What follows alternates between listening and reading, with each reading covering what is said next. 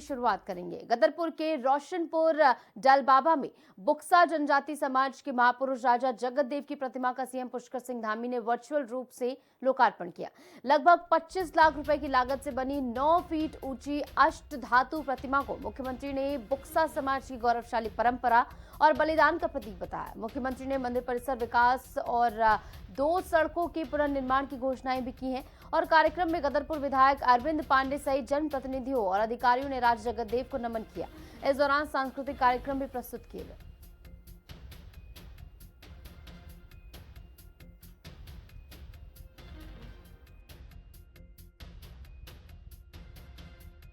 उस कार्यक्रम में गया, लेकिन वर्चुअली मुख्यमंत्री जी ने जोड़ना था, इसकी सूचना हमको नहीं थी। लेकिन समय पर मुख्यमंत्री आ गए और उन्होंने इस जन्म दिवस में शामिल हुए, उनका स्वागत है। और उन्होंने कुछ क्षेत्र की घोषणाएं भी की है।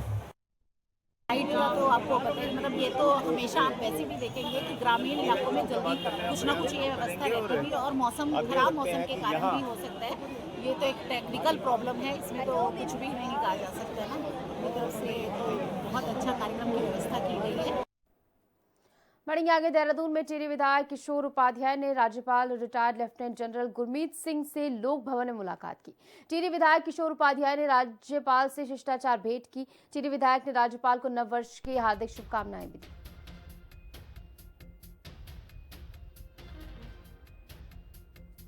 और मुलाकात की तस्वीर आप देखिए, राज्यपाल को नववर्ष की शुभकामनाएं भी यहां पर दी गई हैं।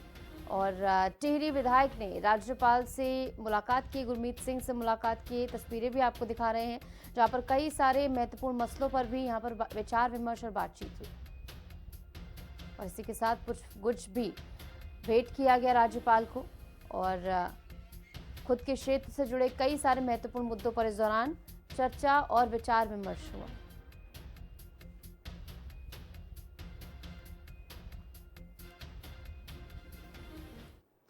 कैबिनेट मंत्री रेखा आर्य के प्रति गिरधारी लाल साहू का विवादित बयान सोशल मीडिया पर वायरल होने के बाद सियासी बवाल मच गया। वायरल वीडियो में गिरधारी लाल साहू ये कहते नजर आए कि बिहार में 20-25 हजार रुपए में लड़कियां मिल जाती हैं, जिस पर कांग्रेस ने कैबिनेट मंत्री रेखा आर्य और बीजेपी पर हल्ला बोल दिया है। देखिए खास रिपोर्ट।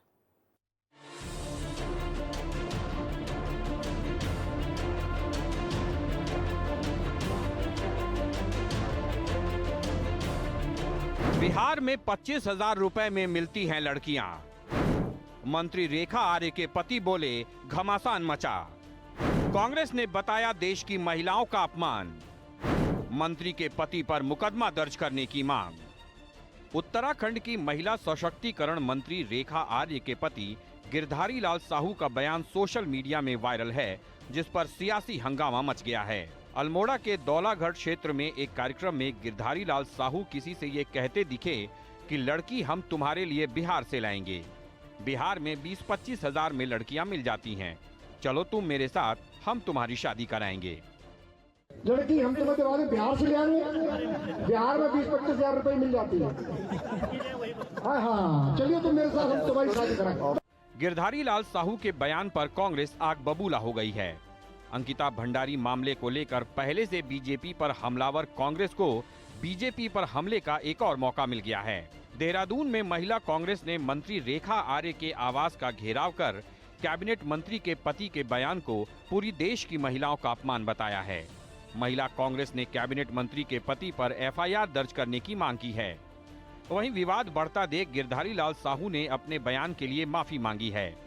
गिरधारी लाल साहू ने कहा है कि वो महिलाओं का बहुत सम्मान करते हैं, लेकिन कांग्रेस ने सियासी फायदा लेने के लिए उनके बयान को तोड़ मरोड़ कर पेश किया है। अफसोस की बात है कि कल जो महिला सशक्तिकरण की मंत्री हैं रेखा आर्य, उनके पति ने गिरधारी लाल साहू ने जो बयान दिया कि 20-20, 25-25 हजार में महिलाएं मिल जाएंगी, बिहार से महिलाएं आ जाती हैं 25 हजार में, ये मुझे लगता है कि पूरे महिलाओं का अपमान है, पूरे देश का अपमान है और पूरे देश की जो महिलाएं उनका अपमान है। और हम लगातार आज हम लोग यहाँ पे ये प्रदर्शन कर रहे हैं, इसके बाद हम उनके खिलाफ एफआईआर दर्ज कराने के लिए थानों में जाएंगे।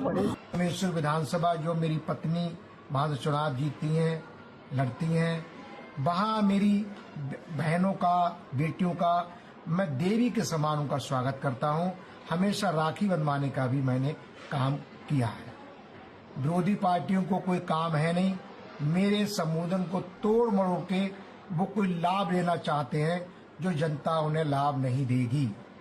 फिर भी यदि मेरी बात का किसी व्यक्ति को ठेस लगी हो, बुरा लगा हो, तो मैं हाथ जोड़कर माफी मांगता हूं। कैबिनेट मंत्री रेखा आर्य के पति ने अपने बयान पर विवाद बढ़ता देख माफी तो मांग ली है, लेकिन उनके बयान की गूंज पूरे देश में सुनाई दी है। ऐसे में कांग्रेस इस मुद्दे पर इतने से ही पीछे हटने को तैयार नहीं।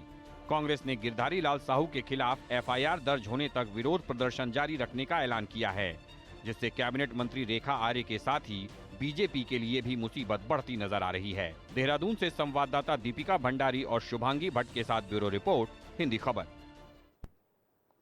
उत्तराखंड में नए साल पर मौसम ने करवट बदली है। लंबे इंतजार के बाद प्रदेश के ऊंचाई वाले इलाकों में बर्फबारी शुरू हो गई है। केदारनाथ क्षेत्र की बात करें तो साल की पहली बर्फबारी यहां पर हुई है और बर्फबारी के कारण जहां क्षेत्र में कड़ाके की ठंड शुरू हो गई है, तो वहीं केदारनाथ क्षेत्र में पुनर्निर्माण काम भी प्रभावित हुआ है।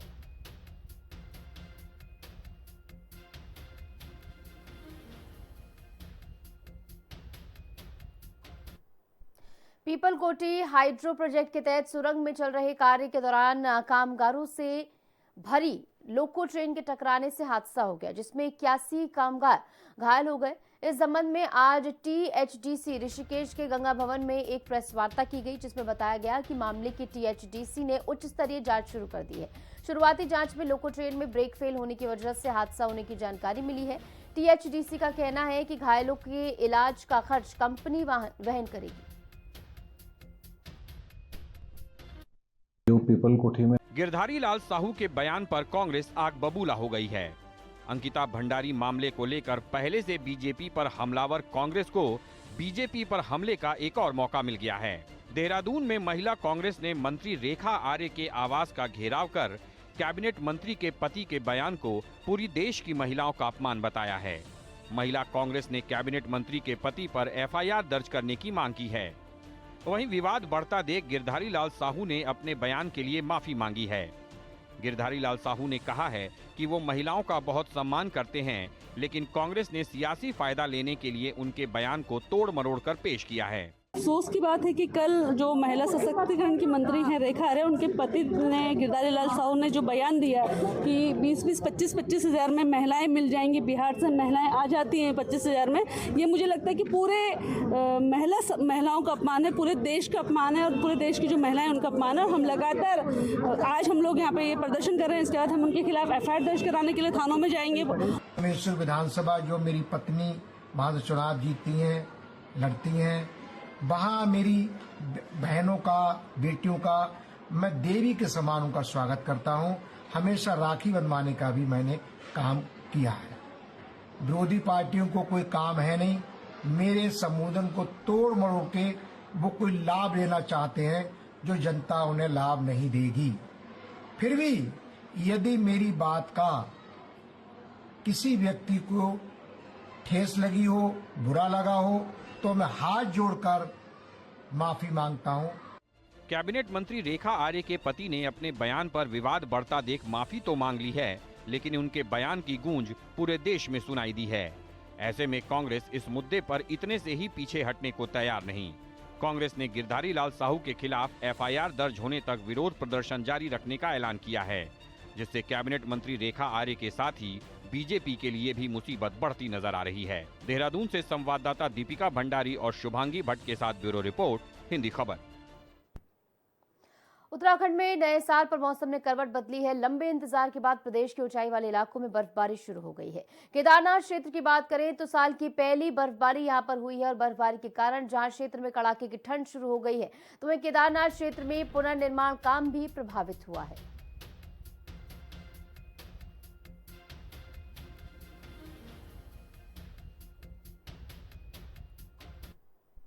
पीपलकोटी हाइड्रो प्रोजेक्ट के तहत सुरंग में चल रहे कार्य के दौरान कामगारों से भरी लोको ट्रेन के टकराने से हादसा हो गया, जिसमें 81 कामगार घायल हो गए। इस संबंध में आज टीएचडीसी ऋषिकेश के गंगा भवन में एक प्रेस वार्ता की गई, जिसमें बताया गया कि मामले की टीएचडीसी ने उच्च स्तरीय जांच शुरू कर दी है।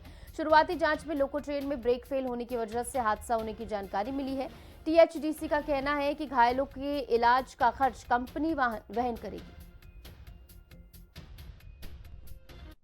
जो पीपल कोठी में हमारा प्रोजेक्ट चल रहा है, उसके टीबीएम टनल पे टीबीएम कार्य कर रहा था हमारा। उस टीबीएम के कार्यस्थल पे वर्कर को ले जाने के लिए एक लोको है हमारा, बॉक्स टाइप का होता है, उसमें 81 लेबर सवार थे। उनको लेके कार्यस्थल पे गाड़ी लेके जा रही थी। गाड़ी एक खड़ी लोको से टकरा गई। टकराने के तुरंत बाद उसमें जो 81 लेबर थे वो थोड़ा घायल हो गए थे।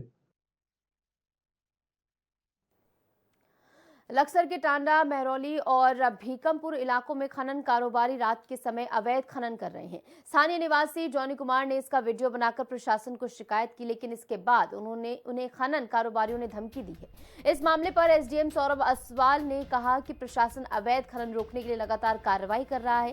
पहले कुछ खनन सामग्री और स्टोन क्रशर सीज किए जा चुके हैं। अगर आगे भी अवैध खनन की शिकायत मिलेगी तो तुरंत उस पर कार्रवाई की जाएगी।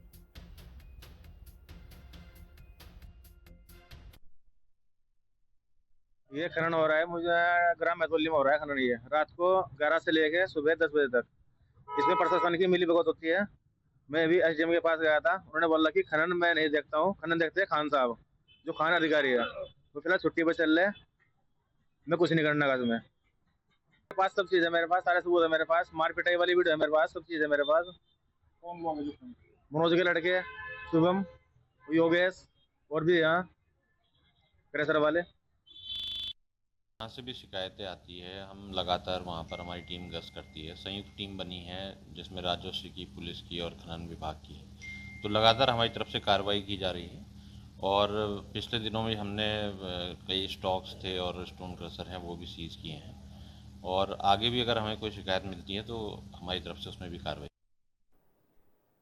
हरिद्वार के बादराबाद में देवभूमि ऑटो संचालक एसोसिएशन ने सड़क सुरक्षा माह 1 से 31 जनवरी के तहत ऑटो और विक्रम चालकों के लिए खास कार्यक्रम रखा। सहायक संभागीय अधिकारी नेहा झा ने चालकों को सड़क सुरक्षा नियम और सुरक्षित ड्राइविंग और कोहरे में सावधानी बरतने के तरीके बताए। जिन वाहनों में रिफ्लेक्टिव टेप या रिफ्लेक्टर प्लेट नहीं थी उन्हें मौके पर ही लगाया गया ताकि रात और कोहरे में वाहन साफ दिखे। नेहा झा ने कहा कि जागरूकता बढ़ाने के बाद भी नियम तोड़ने वालों के खिलाफ सख्त कार्रवाई सुनिश्चित की जाएगी। और चूंकि 1 जनवरी से 31 जनवरी तक सड़क सुरक्षा माह मनाया जा रहा है, तो उसी के उपलक्ष्य में हमने आज यहाँ यूनियन में रोड सेफ्टी को लेकर अवेयर किया है।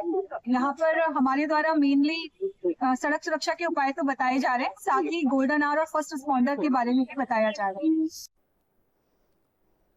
हरिद्वार के व्यापारी राकेश बंसल ने कहा कि सितंबर में उन पर जानलेवा हमला हुआ था। उन्होंने ये मामला जगजीतपुर पुलिस चौकी में दर्ज कराया, लेकिन अब तक किसी आरोपी को पकड़ा नहीं गया है।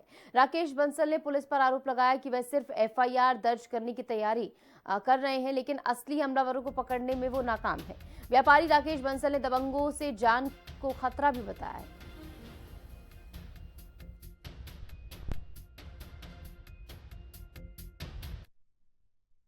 26 सितंबर को जो हमला हुआ था उसमें सुधांशु कौशिक जी आयु हैं। तो अभी तक हमारे उस प्रकरण में कोई भी जांच सही ढंग से नहीं की गई है। जब मैं बात करता हूं तो उनका कहना यह है कि हम झूठी रिपोर्ट नहीं लिख सकते हैं और हमारे पास उसका कोई संबंध में एफआईआर लगा रहा हूँ। मैंने कहा सर एफआईआर लगा रहे हो तो जो हमारे पे हमला हुआ तो वो मुलजिम कौन है, आप मुलजिम को ढूंढिएगा ना, मुलजिम है कौन। तो सर हम चाहते हैं कि हमें जो जानलेवा हमला हमारे पे किया जा रहा है इसकी सही ढंग से जांच हो और मुलजिम का पता किया जाए, मुलजिम को अरेस्ट करके उसको ये देखा जाए कि कहां से कैसे मुकदमा हुआ है और क्यों हमला हुआ है। चमोली के जोशीमठ में औली रोड पर बने आर्मी कैंप के एक स्टोर में अचानक आग लग गई। तेज हवा की वजह से आग तेजी से फैल रही है, जहां सेना की फायर ब्रिगेड और जवान तुरंत मौके पर पहुंचे और आग को बुझाने की कोशिश की। स्टोर में रखे सामान को बचाने और आग पर काबू पाने का प्रयास किया गया।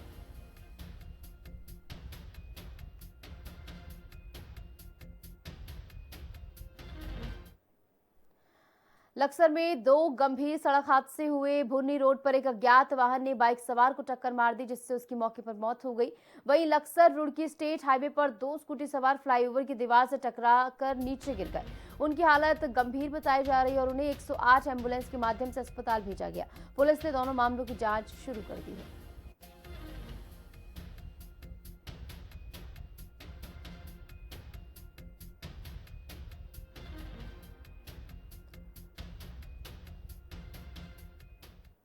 काशीपुर में ITI कोतवाली पुलिस ने महुआ खेड़ागंज में एक बंद फैक्ट्री में हुई चौकीदार की हत्या पर 3 दिन के भीतर खुलासा कर दिया है। पुलिस ने इस मामले में आरोपी को गिरफ्तार कर लिया है। पूछताछ में आरोपी ने बताया कि नशे का वो आदी था और घटना वाले दिन उसने मृतक के साथ शराब और गांजा का सेवन किया था। नशे की हालत में हुए विवाद के दौरान उसने पहले मृतक का गला दबाया, फिर ईंट से वार कर उसकी हत्या कर दी। ऐसे में पुलिस की ओर से महज कुछ ही समय में इस पूरे मामले का खुलासा कर दिया गया है और इसमें आरोपी को भी गिरफ्तार कर लिया गया है। उससे पूछताछ की जाएगी आगे।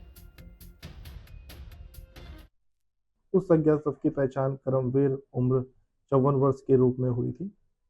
जो मृतक है उनके पुत्र द्वारा कोतवाली ITI पर तहरीर दी गई, जिस तहरीर के आधार पर सुसंगत धाराओं में मुकदमा पंजीकृत किया गया। विवेचना के दौरान ये तथ्य सामने आया कि मृतक के साथ ही एक अपराध जो उनके रिश्ते में भतीजा लगता है वो रहा करते थे और वो उसी दिन से घटना के बाद से फरार है।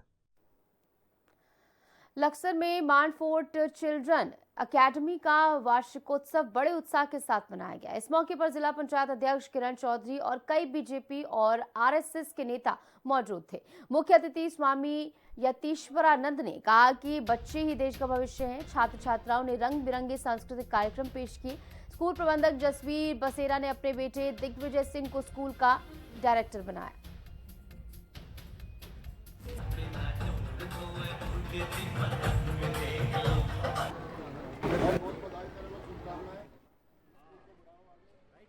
यहाँ पर बच्चों के बहुत अच्छे सांस्कृतिक कार्यक्रम हमने यहाँ पर देखे हैं और नशे के संबंध में भी, और जो आजकल हमारा ये मोबाइल है इसके क्या दुष्परिणाम है, क्या सार्थकता है, वो सब बच्चों के द्वारा दिखाई गई है।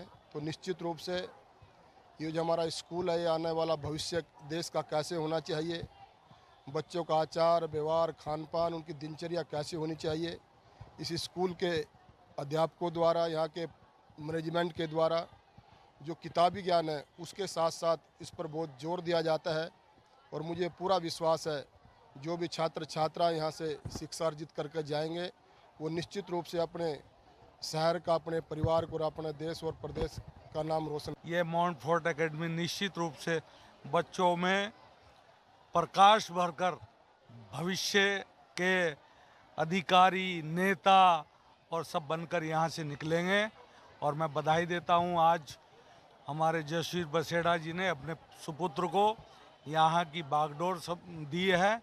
भविष्य में यहाँ वो भी अच्छा ध्यान देंगे और बच्चे पढ़ लिख कर आगे बढ़ेंगे, हमारे लक्सर का, क्षेत्र का, प्रदेश का, देश का नाम रोशन करेंगे। बच्चों के भविष्य के लिए हमारी सरकार भी बहुत गंभीर है। आप देख रहे होंगे हमारे यशस्वी मुख्यमंत्री बच्चों के भविष्य के लिए नकल विरोधी कानून बनाया। पहला ऐसा देश में राज्य है जिसमें नकल विरोधी कानून हुआ। और आज कल हमारी बोर्ड की मीटिंग हुई, उसमें भी हमारे एक एजेंडे में शामिल करेगा जो हमारे गांव में जो हमारे बच्चे पीछे रह जाते हैं वहाँ से लाइब्रेरी का भी इंतजाम हो, लाइब्रेरी पढ़ाओ, उनको भी पढ़ाई की सब सुख सुविधा मिल सके। हम और हमारी सरकार पूरी इन बच्चों के भविष्य के लिए चिंतित है और उस पर हम लगातार काम कर रहे हैं। माउंटफोर्ट चिल्ड्रन एकेडमी जो विद्यालय है, इसके प्रोग्राम को देख करके और इस प्रोग्राम में आगंतुक अतिथियों को देख करके जो मुझे महसूस दिया, इस प्रकार के अतिथिगण बहुत कम विद्यालयों में आते हैं जैसे यहाँ पर आए हैं। मैं भाई जसवीर सिंह को धन्यवाद देना चाहता हूँ और धन्यवाद देने के साथ ही साथ एक बहुत बड़ा काम किया है कि लड़के को डायरेक्टर बना दिया कॉलेज का। ये जो है इतनी बड़ी बात की है जसवीर सिंह ने, शायद कोई असंभव है जो ऐसा करता हो। हरिद्वार में शांति कुंज परिवार के आयोजित ऋषि क्षेत्र आवरण समारोह में आध्यात्मिक और सांस्कृतिक माहौल देखने को मिला। इस कार्यक्रम में उत्तराखंड के मुख्य सचिव आनंद वर्धन ने भाग लिया और इसे अपने लिए सौभाग्य बताया। मुख्य सचिव ने कहा कि ऐसे कार्यक्रम लोगों को उनके कर्तव्यों, संस्कारों और जीवन के मूल्यों की याद दिलाते हैं। उन्होंने आयोजन से जुड़े सभी लोगों का धन्यवाद किया और कहा कि पवित्र हरिद्वार में इस तरह के आयोजन का विशेष महत्व है।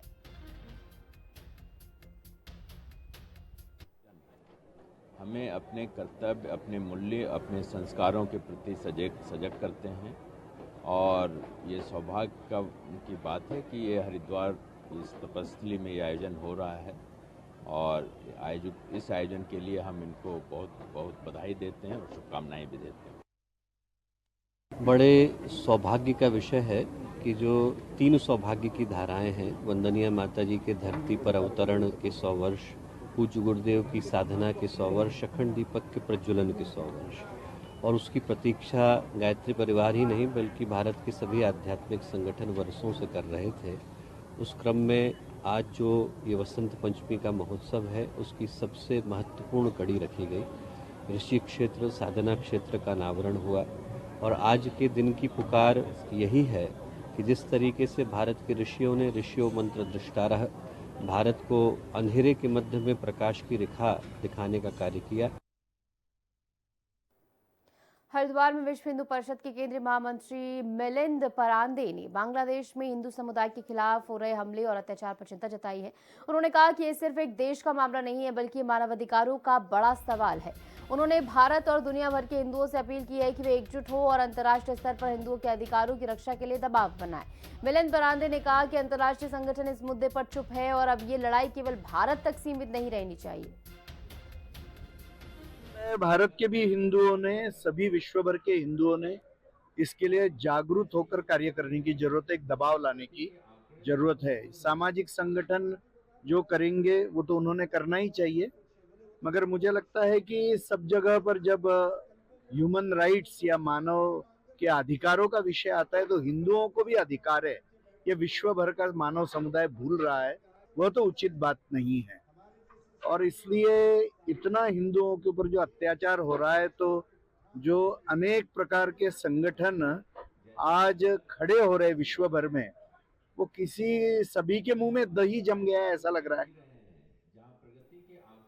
कुमाऊं कमिश्नर दीपक रावत ने जमरानी बांध परियोजना की समीक्षा की। परियोजना के महाप्रबंधक ने बताया कि बांध के लिए बनाई जा रही 2 सुरंगों का काम लगभग 85% पूरा हो चुका है और पानी को रास्ता देने के लिए 2 छोटे बांध बनाने का काम शुरू हो गया है। उन्होंने कहा कि जून 2026 तक ये सुरंग और छोटे बांध तैयार हो जाएंगे और अगले बरसात में नदी का पानी इन सुरंगों के जरिए डायवर्ट किया जाएगा। इसके बाद स्थायी बड़ा बांध भी बनाया जाएगा। जमरानी जो डैम का काम चल रहा है, आप जानते हैं कि कुमाऊं की बहुत ही इम्पोर्टेंट ये स्कीम है जिसमें हल्द्वानी, उधम सिंह नगर के हिस्से के अलावा उत्तर प्रदेश के भी कुछ हिस्से में इरिगेशन का काम होगा। तो इसके जो अलग अलग कंपोनेंट्स हैं, इसमें सबसे पहले तो डाइवर्जन जो टनल है उसको बनना है। उसके बाद इसमें 2 कॉफर डैम बनेंगे, एक तो ऊपर की तरफ बनेगा और एक डाउनस्ट्रीम में बनेगा, ये वाला काम है। उसके बाद रिवर बेड पे काम होंगे और डैम के एक्सकवेशन का काम होगा और मौके पर एक डैम बन जाएगा। बढ़ेंगे आगे। देहरादून डीएम सविन बंसल ने कड़ी कार्रवाई करते हुए राजस्व उप निरीक्षक जयलाल शर्मा को तत्काल प्रभाव से निलंबित कर दिया, जहां पर राजस्व उप निरीक्षक पर दस्तावेज तैयार करने के लिए अवैध धनराशि वसूलने का आरोप लगा था। शुरुआती जांच में आरोप गंभीर प्रकृति के पाए गए। प्रकरण की विस्तृत जांच के लिए तहसीलदार विकासनगर को जांच अधिकारी नामित किया गया है। उन्हें 1 महीने के भीतर जांच पूरी कर अपनी आख्या जिलाधिकारी को प्रस्तुत करने के निर्देश दिए गए हैं।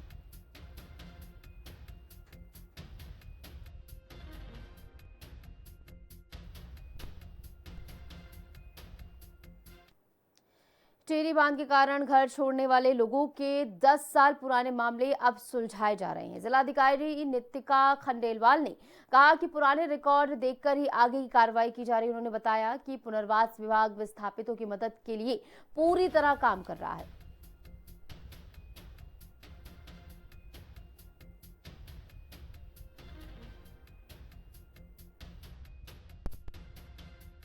आठ से 10 कंप्लेंट है गई है, तो हमने काफी सारे लोगों के मैटर्स उठा के कंप्लीट करें और जो 10-10 साल पुराने मैटर्स भी है उसको पूरा प्रयास करेंगे कि जल्द से जल्द उसको भी रिजॉल्व करें। कम आ रहे हैं तो देखेंगे क्या व्यवस्था हो सकती है, क्या मैटर्स हैं, क्योंकि पुराने रिकॉर्ड्स को निकालना पड़ता है तो उसमें टाइम भी लगता है। बट जैसे हम लोगों ने पिछले 6 महीने में इतनी गति लाके इतने सारे मैटर्स रिजॉल्व करें, आप खुद भी देखेंगे लॉटरी की प्रक्रिया भी बीच में कराई है, लोगों को जितना आवंटन हम दे सकते थे कराए, ऐसे ही हम लोग आगे कराएंगे। चंपावत के तामली में जन जन की सरकार जनन के द्वार के तहत अभियान के तहत बहुउद्देशीय शिविर का आयोजन किया गया। शिविर में विभिन्न विभागों की योजनाओं से लोग लाभान्वित हुए। इसके साथ ही 24 लोगों के आधार कार्ड संशोधन और यूसीसी पंजीकरण से संबंधित प्रकरणों पर भी कार्रवाई की गई। इस दौरान जिलाधिकारी मनीष कुमार ने ग्रामीणों की शिकायतों और मांगों को गंभीरता से सुना है। कई समस्याओं का मौके पर निस्तारण भी किया गया।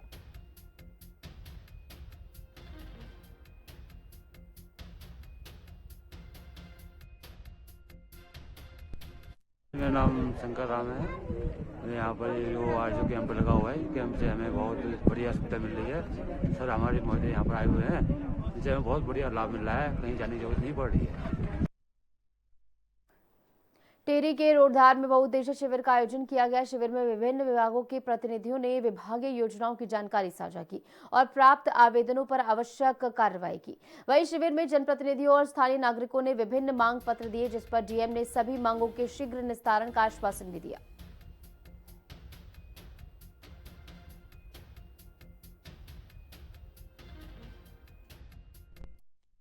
हम जैसा कि सभी जानते हैं कि हम लोग का अभियान मोड में जन जन की सरकार जन जन के द्वार चल रहा है। माननीय मुख्यमंत्री जी के निर्देश के क्रम में हम लोग को रोज़ इनफैक्ट हमारी रिव्यू भी है, मॉनिटरिंग भी उस प्रकार से शासन स्तर पे हो रही है। कैंप्स भी यहाँ पे आज हम रोडर में आए हैं तो यहाँ पे 60 शिकायतें आई हैं। सभी विभाग यहाँ पे मौजूद हैं। यहाँ पे मुझे बताते बहुत खुशी हो रही है कि काफ़ी महिलाएँ आके अपना EKYC रजिस्ट्रेशन भी करा रही थी ताकि उनके राशन कार्ड सुचारू रूप से चलते रहे। लोहाघाट के पूर्व भाजपा विधायक पूरन सिंह फतियाल ने चंपावत जिले में अधूरी पड़ी जल जीवन मिशन की योजनाओं पर चिंता जाहिर की है। पूर्व विधायक ने धामी सरकार से चंपावत जिले की अधूरी पड़ी 771 योजनाओं को पूरा करने के लिए बची हुई 153 करोड़ रुपए की धनराशि जारी करने की मांग की है। पूर्व विधायक ने मांग को लेकर मुख्यमंत्री और पेयजल सचिव को पत्र भी लिखा है।